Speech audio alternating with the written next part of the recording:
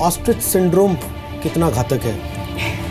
मैं ये कहूँगा सर कि हर इस नतीजे के ऑस्ट्रिच सिंड्रोम तो हमारे राजनीति में घुस ही गया है, और इसलिए घुसा है कि हाई कमांड का जो कॉन्सेप्ट है उससे बहुत दिक्कत आ रही है। अगर आप किसी भी इलेक्शन में देखें, पिछले 4-5-6 इलेक्शन में स्थानीय नेता जो हैं उनको पावर ना देना, पंजाब में इतनी लेट डिक्लेयर किया उन्होंने कैप्टन साहब की लीडरशिप, फिर भी वो जीते, पर एट लास्ट उन्हें समझ आ गया था कि उसके बिना वो जीत नहीं पाएंगे। तो ये हाई कमांड का जो कल्चर है वो खा रहा है अंदर से दोनों पार्टियों को, आम आदमी पार्टी को भी और कांग्रेस पार्टी को भी, और वो देख ही नहीं पा रहे। वो ऑस्ट्रिच इसीलिए बन गए हैं कि वो अपने कमरे में बैठ के अपने खुद का फायदा देख रहे हैं। बड़े सालों से, मैं तो ये मानता हूँ कि बड़े सालों से कांग्रेसी जो थे वो फैमिली का नाम लेके अपने फायदे आगे करते थे। अब उल्टा हो रहा है, अब family Congress is sucking the Congress dry. वो अब फैमिली कांग्रेस को खत्म कर रही है। बड़े सालों से क्या था कि एक पेट्रोल पंप ले लिया मैंने, कांग्रेस के हाई कमांड नाम लेके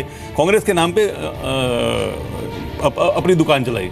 बोलिए जगजीवन जी, जवाब है इसका आपके पास जो कह रहे हैं निनाद सेठ? नहीं, देखिए मेरा ये मानना है, अगर हम परिवार की बात कर रहे हैं तो ये बेकार, हम दूसरी बहस की तरफ जा रहे हैं बिल्कुल। और मैं इस बहस के अंदर मैं नहीं समझता कि किसी एक परिवार की बात नहीं है, बिल्कुल ही जन समर्थन उनके साथ है, जनता को बकायदा उनको चुना है। हम ये कैसे कह सकते हैं? ये कहाँ नजर आ रहा है?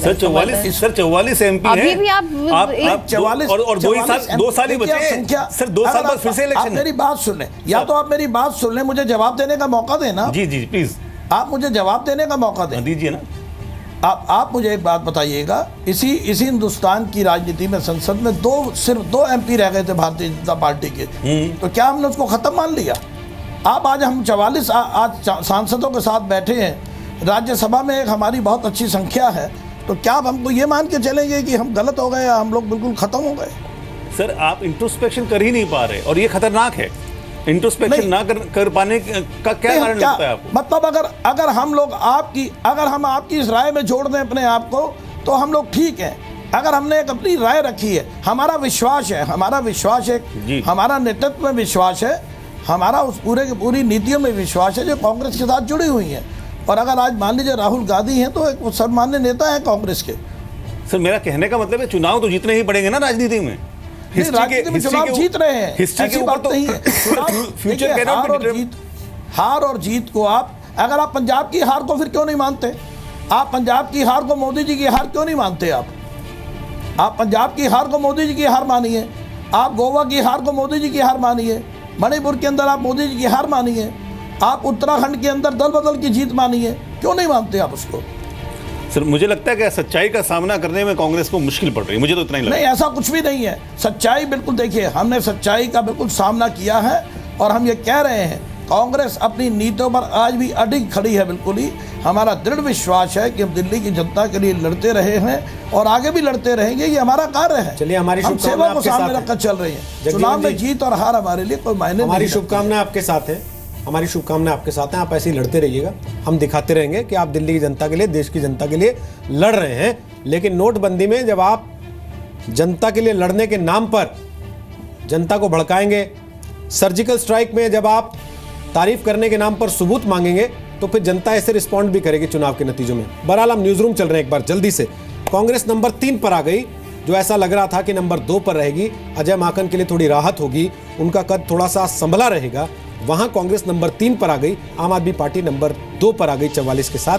पूर्णिमा के पास चल रहे हैं। पूर्णिमा, आपको लेटेस्ट अपडेट्स दे रही है, क्या इस वक्त ट्रेंड्स आ रहे हैं? पूर्णिमा।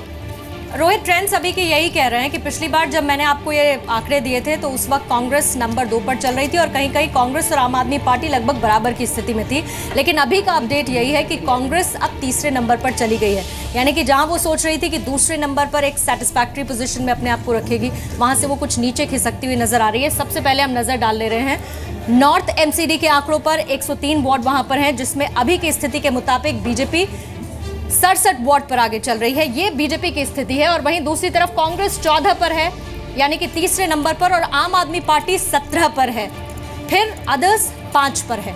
अब इसके बाद हम नजर डाल ले रहे हैं साउथ MCD पर। 104 वार्ड यहां पर हैं, जिसमें बीजेपी 70 वार्ड पर आगे चल रही है। दूसरे नंबर पर आम आदमी पार्टी 16 वार्ड पर है, कांग्रेस तीसरे नंबर पर, जैसा कि हम यहां पर बता रहे हैं, 13 के साथ, और अदर्स 5 के साथ। अब फटाफट से नजर ईस्ट एमसीडी की स्थिति अभी क्या कह रही है। यहाँ पर कुल मिला के 63 वार्ड हैं। 63 वार्ड में बीजेपी नंबर 1 पर चल रही है, 42 का आंकड़ा है। वहीं दूसरे नंबर पर आम आदमी पार्टी 11 और कांग्रेस तीसरे नंबर पर 7 वार्ड पर काबिज है, अदर्स 3। टोटल अगर अब आप सिनारियो पर नजर डालें तो टोटल स्थिति ये कहती है 270 वार्ड की लगभग 179 बीजेपी पहले नंबर पर है, दूसरे नंबर पर आम आदमी पार्टी 44 के साथ, तीसरे नंबर पर 34 वार्ड में कांग्रेस और अदर्स 13। चलिए बहुत बहुत शुक्रिया पूर्णिमा ये जानकारी देने के लिए। तीसरे नंबर पर आ गई कांग्रेस। ये बीजेपी दफ्तर के बाहर पोस्टर लगाया, पवन नारायण ने रिपोर्ट की है वहां से जल्दी से ब्रेक लेने से पहले, क्योंकि लगातार हम पिछले 3 घंटे से बिना ब्रेक के चल रहे हैं। पार्टियां चल जाती हैं चंदे से, चैनल नहीं चल सकता, इसलिए ब्रेक लेंगे। तो ब्रेक पर जाने से पहले पवन नारा की रिपोर्ट देखिए। बीजेपी दफ्तर के बाहर शहीदों को श्रद्धांजलि देने के लिए पोस्टर लगाए गए। भारतीय जनता पार्टी की एमसीडी के चुनाव में प्रचंड जीत हुई है, जश्न नहीं है लेकिन पोस्टर जरूर लग गए हैं। यहां पोस्टर लगाया गया है भाजपा की प्रचंड जीत पर, दिल्ली वालों को नमन, मां तुझे सलाम, सुकमा के शहीदों को समर्पित ये जीत की गई है। साथ ही शेर खान की तस्वीर भी लगाई गई है जिसने नक्सलियों का बड़ी ही बहादुरी के साथ सामना किया। साथ ही तस्वीर में नरेंद्र मोदी और अमित शाह के बाद मनोज तिवारी भी नजर आ रहे हैं। भारतीय युवा मोर्चा की ओर से लगाई गई है। सुनील यादव हमारे साथ है। सर, जश्न नहीं अब की बार पोस्टर है, श्रद्धांजलि देते हुए, ऐसा क्यों? पहले तो मैं जो दिल्ली की जनता है और दिल्ली के वोटर हैं उनको मैं युवा मोर्चा अध्यक्ष के नाते उनका धन्यवाद करते हैं, उनको नमन करते हैं कि उन्होंने मोदी जी में, मनोज तिवारी जी में और भारतीय जनता पार्टी में तीसरी बार ऐतिहासिक जीत दिलाई है और उनको उनमें सब में विश्वास जताया है। इतना कुछ झूठ होने के बावजूद भी ये जो ऐतिहासिक जीत है, इसको हमारा शीर्ष नेतृत्व सुकमा में जो शहीद हुए हैं, जब शहीद हुए और देश में एक गम का वातावरण है, लोगों के अंदर रोष है, उसमें यह तय हुआ है कि सेलिब्रेशन नहीं मनाना चाहिए, क्योंकि ये जीत हम उन पर समर्पित करते हैं जो सैनिक हमारे भाई देश की रक्षा करते हुए, लोगों की रक्षा करते हुए शहीद हुए हैं। तो भारतीय जनता पार्टी का कहना है कि वो शहीदों को इस जीत को समर्पित करते हैं और जश्न नहीं मनाएंगे। फिलहाल पोस्टर जरूर लग गए हैं। पवन नारा, जी मीडिया, दिल्ली।